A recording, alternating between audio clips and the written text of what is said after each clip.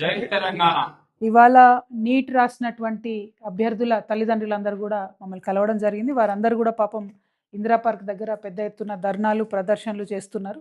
వాళ్ళందరూ కూడా వాళ్ళ భవితవ్యం కోసం చాలా ఆందోళనలో ఉన్నటువంటి విషయం ప్రభుత్వం సీరియస్గా తీసుకోవాలని చెప్పి నేను డిమాండ్ చేస్తూ ఉన్నాను.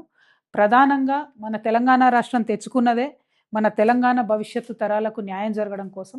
మరి మన పిల్లలు ఇక్కడ స్థానికంగా 1 నుంచి 10వ తరగతి వరకో 12వ తరగతి వరకో లేకపోతే అంతకుముందు ఉన్నట్టు 7 సంవత్సరాలు స్థానికతను అట్లా ఉన్నట్టయితే న్యాయం జరుగుతుంది. కానీ దీన్ని సవరించి కాంగ్రెస్ ప్రభుత్వం జీవో 150 అని తీసుకొచ్చింది. దానివల్ల కేవలం 4 సంవత్సరాలు ఇక్కడ చదువుకున్నటువంటి వాళ్లకు ఇంజనీరింగ్ సీట్లు కానీ, మెడికల్ సీట్లు కానీ, గ్రూప్ 1 కానీ, అనేక రకాలైనటువంటి ఉద్యోగాలు కానీ వీటన్నిటిలో రాసేటటువంటి అవకాశం ఇస్తున్నారు. ఇది కరెక్ట్ కాదు.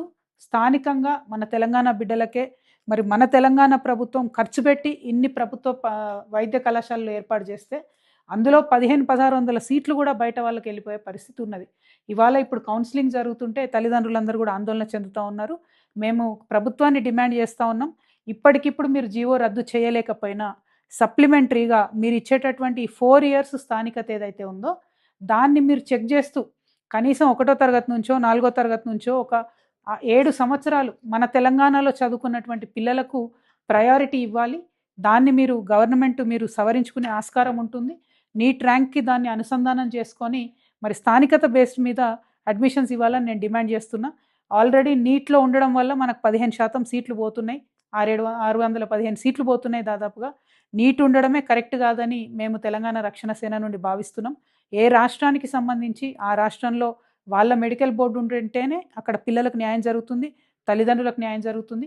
పోనీ నీట్లో పాల్గొన్నా సరే ఇవాళ మీరు ఇచ్చినటువంటి జీవో 150తోని మనకు బాగా ఇబ్బంది అవుతుంది. కాబట్టి ఈ 150 జీవోను తక్షణమే సవరించాలని ప్రభుత్వాన్ని నేను డిమాండ్ చేస్తున్నాను. ముఖ్యమంత్రి గారికి ప్రత్యేక విజ్ఞప్తి, మీరు విదేశాలలో ఉండి ఈ అంశాన్ని పట్టించుకోకపోతే కుదరదండి. ఇది time sensitive matter. Correct 1 week లోపల 1500 మంది పిల్లల భవిష్యత్తు ఆగమాగం అవుతుంది. కాబట్టి మీరు ఎక్కడున్నా సరే మీ ప్రభుత్వం చర్యలు తీసుకోవాలని చెప్పి మేము డిమాండ్ చేస్తున్నాము. Thank you. జై తెలంగాణ. జై తెలంగాణ.